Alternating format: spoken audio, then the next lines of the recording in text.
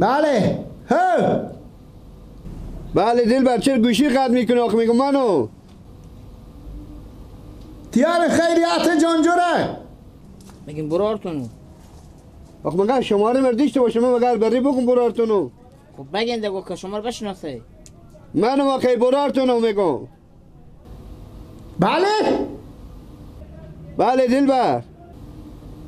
اشتباه گرفتی ماما قبل نزه لکک بگیره تو.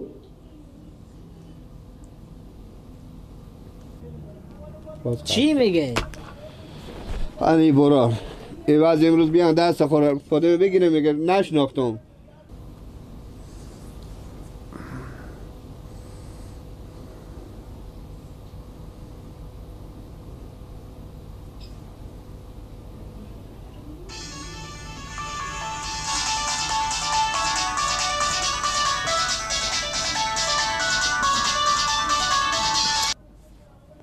تو میگی چه هر روز اعصاب خود خراب میکنه؟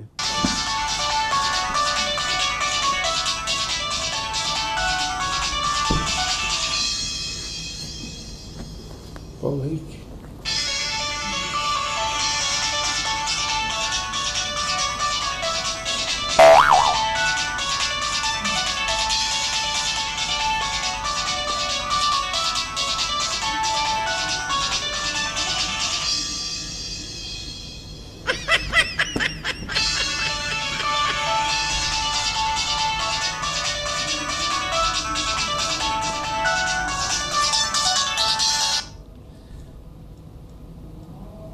بله منو بگیریم که جواب ده بگیر.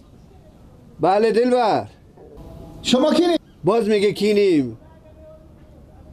صدام تو مقبول بیا اخی، چی صدام قطع وصل میشه؟ برو آرتونو بیا تا تاثرا. با کجاییم؟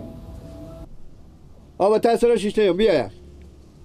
آها شما هماله همین دو دفعه دیگه هم شما زنگ زدیم. بشناخ. حالا بشنو خان زاده.